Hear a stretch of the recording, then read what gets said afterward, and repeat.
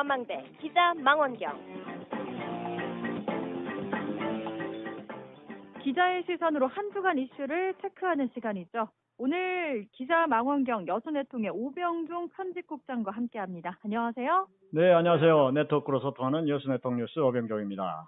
네, 몇 년 전 유흥업소 여종업원이 사망한 업소에서 다시 유흥주점 개업을 준비 중이라고 하는데요. 이거부터 먼저 상세히 들여다보죠. 네, 2015년 11월이었죠. 여종업원을 폭행해서 내사 상태에 빠뜨려 숨지게 했던 유흥업소가 있습니다. 여수시청 바로 옆 유흥업소 밀집 지역이거든요. 네. 그 사고 이후 이제 숨지기고요. 아무런 영업도 하지 않고 있었습니다만은 최근에 내부 수리를 마치고 영업을 재개하려고 하는 중입니다. 여성단체 제보로 제가 현장을 다녀왔는데요. 9월 1일이었습니다. 지난주 외부 간판은 달지 않았지만 내부 수리를 마치고 곧 영업을 재개할 것이라고 업소 주인 김아무개 씨가 말을 했고요. 그날 업소에 영업을 하게 될 주인이라고 밝힌 그 김아무개 씨 얘기로는 세무서에서 사업자 등록도 받았고 곧 주류를 반입할 예정이다 이렇게 말했습니다. 그리고 이제 네. 여수시에 이제 영업 허가 관계를 제가 알아봤는데요. 네. 아직도 이응업체 그대로 허가 상태는 살아 있다고 합니다. 시에서 얘기로는 문제가 없다는 얘기인데요. 좀 더 확인해야 될 부분이 필요합니다. 아무튼 영업 허가가 시퍼렇게 살아 있고 그 허가를 살려서 다른 사람, 그러니까 방금 주인이라고 하면서 만난 김아무개 씨 명의로 바로 엊그제 변경을 했습니다. 8월 31일자로. 네. 그래서 새로운 업주가 다 끝나고 이제 준비도 끝나고 주류도 반입한다 그랬던 것으로 보입니다. 아무튼 시에서 말하는 허가가 여태 살아 있었다는 이 부분 좀 더 상세한 취재가 필요한 것 같고요. 확인이 필요한 부분입니다. 네, 그렇다면 뭐 바로 영업이 재개된다 이런 이야기가 될 것 같은데요. 그렇습니다. 우선 2015년도 여중업업 사망 사건 어떤 건지 먼저 살펴보겠습니다. 그러니까 2015년 11월 19일이었죠. 자정부터 자정이 넘은 뭐 경계선 시간입니다만은 그래서 19일이다, 20일이다 이렇게 얘기가 나오는데 다 맞는 네. 얘기죠. 엄밀히는 19일 자정 무렵에 사고가 났고 119가 동원되고 병원에 이동되고 그러면서 20일 새벽이 된 거죠. 네. 그런데 이제 처음에만 하더라도 단순 질식사로 신고가 되고 경찰 조사도 신고대로만 이루어졌습니다. 일반 사망사고로. 그런데 네. 여기 근무하는 여종업원 9명이 광주로 가서 한 상담소를 찾아갑니다. 그래서 여기서 단순 질식사가 아니다. 폭행이 있었다. 이렇게 이제 상담소에 용기 있게 제보를 하고서 경찰이 이제 그때서야 제대로 수사가 들어가고 그랬었죠. 그런데 뭐 당시 그렇게 수사를 했는데도 그 수사관 중에는 자신들의 업소를 이용한 경찰이 수사를 한다고 그 여정업원들이 수사 중에 얘기를 해서 사실 해당 수사관이 배제되고 그런 적이 있었어요. 그랬습니다. 저분은 우리 집 옷의 원분이다. 왜 저분이 우리 수사를 하느냐. 그렇게 얘기하다 보니까 이제 알려지게 된 것이죠.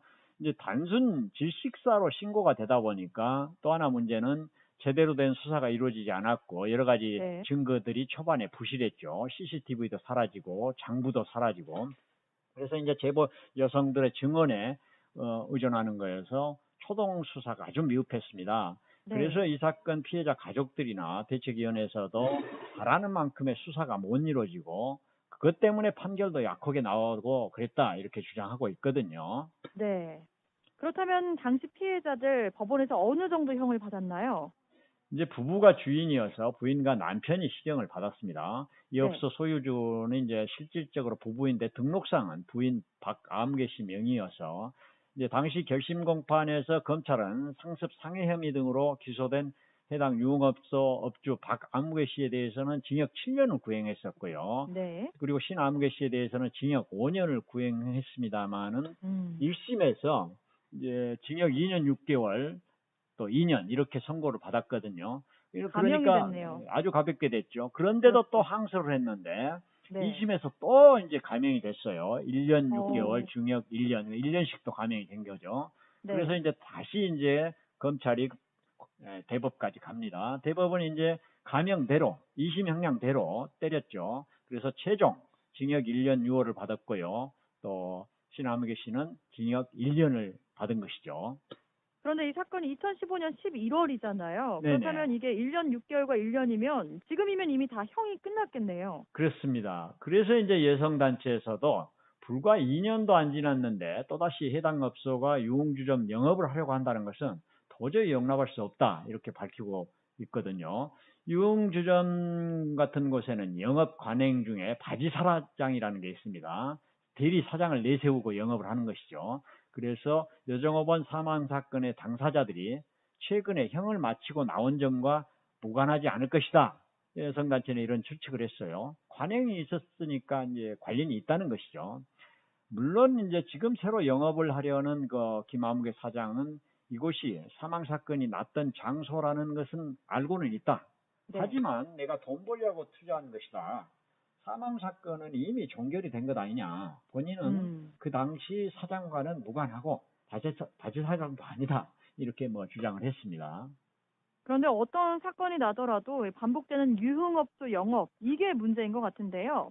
그 그렇죠. 업소도 과거 명의 변경으로 행정처분해서 전혀 영향을 받지 않았죠? 전혀 영향을 받지 않았습니다. 해당 업소는 여정업원 사망 사건 이전에도 그때 당시 전국적인 이슈의 중심이 있었던 적이 있는데요. 바로 네. 하동농협 횡령 사건의 주인공이 돈을 물쓰듯이 할 때였는데, 그 주인공이 문제의 해당 유흥저점에서 마치 황제처럼 돈을 썼습니다. 네. 하룻밤에만 우리 보통 사람들은 상상할 수 없을 정도 돈을 뿌리다시피 했었는데요. 네. 물론 농협에서 빼돌린 돈으로 그랬던 거죠. 당시 횡령액이 21억이었나요? 그래서 그걸 대부분 탕진했다고 수사 결과가 나왔었거든요. 네. 그 돈을 도대체 어디다 썼냐? 이제 수사를 받다 보니까 그 친구가 하는 말이, 내가 나가서 어디 여수서 술을 마셨다. 그게 사실인가 이제 조사를 하다 보니까 해당 업소에서 그 친구가 술도 마시고 성매매도 한 겁니다. 그래서 이제 성매매 업소로 적발이 되다 보니까 그 수사 즈음에 명의 변경을 해놓은 겁니다. 네. 그래서 이제 그 성매매 적발 통보를 하던 경찰서가 여수시로 합니다. 물론 약간 늦게 한 점도 있었지만 아무튼 성매매 업소니까 영업을 정지해라, 이런 통보가 왔습니다. 근데 여수시는 행정 처분이 불가다, 이렇게 하동 경찰서에 답신을 보냅니다. 왜냐? 그 이유는 이미 위반 당시의 주인은 없고 다른 업주로 바뀌었기 때문이죠. 이미 명의 변경을 해놨기 때문에 네. 변망을 피해 나간 겁니다. 그래서 이렇게 바뀐 사장을 이제 바지 사장이라고 하는 거죠. 그 유흥주점 계통에서 관행이라는 이름으로 이렇게 탈법이 이루어졌다. 그런 것 때문에 여성단체는 다시 영업을 재개하는 것과 전 주인과의 관계가 없지 않을 것이다, 이런 의혹을 보내고 있는 것이죠. 뭐 그 사건은 탈법 실태, 뭐 인권 침해, 공무원이나 경찰의 검은 돈과의 유착, 뭐 이런 것들이 다 드러났어요. 그렇습니다. 당시 이제 광주 여성 변호사회도 15명으로 공동 변호인단과 법률 지원단을 구성했고요. 네. 전국 여성단체, 전국적으로 그 인권단체가 대거 참여하는 여수 유흥주점 여성 사망 사건 공동대책위, 이렇게 공대위가 꾸려져서 활동을 했고요. 네. 이들 전국의 여성 인권단체가 모인 공대위는 순천검찰청 앞에서 빨리 구속해라 하면서 모였고, 물론 뭐 여수경찰서 앞에서도 모였습니다만은 시위를 한 거죠. 다시 또 영장 청구를 했는데 보강 수사가 나오고 하니까 또다시 모였습니다. 여러 차례 모였죠. 영장 실질심사 제대로 해서 구속해라, 이런 주장을 하면서 시위를 했고요. 또다시 여수에서 모여서도 해당 업소 앞에서 종업원이 죽었지 않습니까? 종업원 추모제도 지내고, 또 여수시청 앞에서 여수시는 단속 제대로 해라, 뭐 시위도 있었고요. 전국적으로 관심의 대상이었습니다. 이제 여기서 문제로 나타난 게 이제 공대위가 정리한 게 몇 가지가 있죠. 어떤 것들이 있을까요? 일단 법원 판결에 나온 데 이제 성명서에 그런 얘기를 했어요. 당시 1심 판결문에 보면 이런 게 나옵니다. 성매매 알선이 일어나는 유흥주점이라는 은폐된 공간에서 업주와 피고용자의 관계로 묶인 피해자들에 대한 가혹행위를 지속적으로 반복했다. 굉장히 안 좋은 일이죠. 또 성매매 알선과 관련해서도 단속이 이루어진 후에도 사업자 명의만 변경한 채 수사를 받는 도중이나 공소 제기 후에도 이 사건이 발생하기까지 계속 범행을 계속해왔다. 그래서 질이 나쁘다, 이런 판결문이 나옵니다. 인권이 경시될 만한 은폐된 공간에서의 가혹행위의 반복, 또 명의를 변경해서 수사를 받았음에도 범행을 계속한 점, 이런 것을 명시하고 있고요. 또 네. 이제 공대인은 피고인들 여성에 대한 폭력이자 성착취 행위로 이런 행위로 이득을 취한 것을 지적했습니다. 거기 내용을 보면 어떻게 돈을 벌었는지 상세히 지적을 하고 있는 것이죠. 사실 뭐 우리 사회가 돈만 벌면 된다 뭐 이런 의식이 만연한 것도 문제인 것 같고요. 또 이른바 그렇죠. 천민자본에 대한 비판도 함께 있는데요. 네. 약탈적인 돈 벌기에 대한 지적들이 있었죠. 그런 것이죠, 바로. 이제 성매매업소 주인이 자신의 이득을 위해서 타인의 신체를 직간접으로 이용하는 것이거든요, 성매매라는 것이. 네. 유흥업소들이 이제 성매매가 일상적으로 일어나는 현장이라는 점 지적했고요. 이 과정에서 결국 여성의 몸은 이제 담보가 됩니다. 이제 어떤 식으로 담보가 되냐면은 담보가 돼서 선불금을 줍니다. 선불금을 갚아 나가야 하니까 성매매를 알선하게 되는 구조인 것이죠. 네. 당시 수사에서도 나타났습니다만은 성매매 이제 출장으로 빚을 갚아 나가고 있었고요. 또 이제 어떤 게 있냐면 여러 규칙들을 정해놓고 페널티를 줍니다. 10분 네. 지각하면 뭐 10,000원, 20분은 30,000원 뭐 이런 여러 가지 규칙들이 정해놓고 벌금을 내게 합니다. 그 벌금은 또 하나의 착취가 되는 것이죠. 거기다 이제 겁주고 통솔을 잘하기 위해서는 겁박을 해야 되지 않습니까? 통솔하기 위해서 거의 매일 상습적인 폭행으로 이들을 굴복시키고 그래야 이제 도망가지도 않고 잘 따르고 순종을 하는 것이 되죠. 겁을 줘야 이제 말을 잘 들으니까요. 이런 게 어두운 음지에서 독버섯처럼 자라났다고 봐야죠. 그리고 이제 중요한 거는 방금 말씀드렸다시피 그러한 착취의 결과로 부를 축적했다는 것입니다. 온갖 불법적인 행위, 탈법적인 행위를 저지른 결과로 부를 얻었다. 이런 얘기가 되는 것이죠.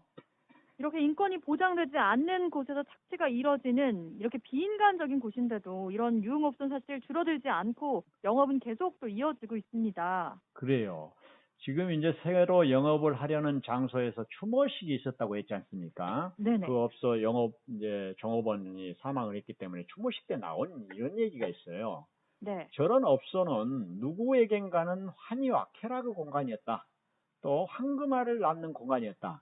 하지만 희생자 같은 사람들, 제보했던 그 여성들, 거기에 근무하는 여성 근로자들에게는 치해법권의 공간이다. 아무런 법의 혜택도 보지 못하는 그리고 착취의 공간이었다. 이런 얘기를 했었는데 상당히 뼈아픈 얘기죠. 그렇습니다. 사실 업소를 이용하는 남성에게는 뭐 쾌락이 있었을지도 모르겠지만 업소 주인에게는 그리고 또 황금알을 낳게 해줬지만 정작 그곳에서 일하는 여성들에게는 착취의 공간일 수도 있고요. 또 법이 미치지 않은 치외법권 지역이란 말에 또 그런 공감이 또 갑니다. 그래서 이제 여성단체 주장을 이렇거든요. 명의 변경으로 반복되니까 유흥업소나 그 주변 모텔로 이어지는 불법 성매매 행위에 대해서 단속을 강화하고 거기만 단속할 것이 아니라 건물 주인까지도 그 책임을 묻는 게 필요하다. 그리고 이제 아울러서 명의만 바꾼 채 영업을 계속하는 일이 없어야 하고 위반 업소를 폐쇄해야 한다. 이런 주장을 했던 것이거든요. 이제 그 광주 언니네 상담소가 있습니다. 거기 상담소가 바로 9명의 해당 업소 그 근무하는 직원들이 탈출을 하다시피 해서 광주까지 가서 이거 폭행이 있었다. 그거 알린 곳이거든요. 네. 거기서 이제 상세히 파악하고 문제를 지적해서 단순 지식사가 아니다. 이런 게 이제 발단이 됐던 그런 상담소거든요. 거기에 네. 이제 은인의 상담소 김희영 소장 그분도 이제 똑같은 얘기를 했습니다. 위반 업소가 업주 명의 변경이 이루어지고 또 건물 매매로 건물주 변경만 이루어지면서 똑같은 건물에서 똑같은 불법, 똑같은 탈법, 똑같은 인권 침해가 발생한 일이 반복되는 것은 앞으로 막아야 된다. 이렇게 이제 주장을 했던 것이죠. 그런데 그때 주장을 했지만 바로 이번에 또 반복이 된 겁니다. 참 안타깝습니다. 사실 전국적인 이슈가 됐는데도 다시 영업하려고 하면 대책 없이 그냥 이게 이어지는 건가요? 버젓이 하고 있는 거 안타깝죠. 현행법상으로는 대리인이라는 것, 바지사장이라는 게 밝혀지지 않는 이상 그리고 전혀 다른 자연인이 법적 테두리 내에서 영업을 재개하려고 하는 데 대해서는 막을 수가 없지 않겠습니까? 네. 뭐 이제 바지사장이라 하더라도 내가 바지사장이요 그러진 않을 거 아닙니까? 그렇죠. 결국 여성단체의 물리적인 반대 운동이 예상됩니다. 그래서 이제 여수 여성자활센터 김성관 소장 얘기도 그런 예측을 가능하게 해주는데요. 네. 여종업원이 인권이 보장되지 않는 공간, 아까 말했잖아요. 그런 공간에서 오랜 기간 폭행을 당하고 결국 죽음에까지 이른 사건이었다. 당시 음. 가해자들은 그런 것을 바탕으로 성착취와 온갖 불법 행위의 결과로 돈을 벌었다. 돈을 뭐 생활비만 버는 정도가 아니라 부를 축적했다. 그리고 그 과정에서 종업원을 사망케 했던 것은 이건 대단히 중대한 범죄다. 이렇게 사건을 보고 있던 것이고요. 그리고 네. 그런 사고가 있었음에도 우리 사회는 교훈을 얻지 못하고 천박한 자본에 휘둘리면 되겠느냐 이런 주장을 하는 것이죠. 그래서 이제 너무도 뻔하게 불법과 탈법이 재현될 것인데 영업이 재개된다면 똑같은 네. 장소에서 똑같은 영업이 다시 이루어지는 상황을 우리는 보고만 있지 않을 것이다. 뭐 이렇게 밝혔습니다. 그리고 이제 그런 게 이제 우리 사회가 척결해야 할 또 하나의 적폐라고 주장을 했어요. 우리 뭐 적폐청산 얘기 많이 하지 않습니까? 네네. 불법, 탈법 이런 것이 버젓이 이루어지면서 인권 침해가 이루어지고 그런 상황으로 이제 불법, 탈법이 계속 이루어지는 것은 우리 사회의 적폐라는 그런 얘기도 이제 인권단체는 밝히고 있습니다. 네, 여종업원이 사망했던 장소에서 아랑곳하지 않고 동종 영업이 다시 이루어지는 현실. 한 사람을 억울하게 보내고도 우리 사회는 그 어떤 교훈도 얻지 못한 것 같습니다. 그렇습니다. 자, 지금까지 여수 대통뉴스 오병종 편집국장과 함께했습니다. 고맙습니다. 네, 감사합니다.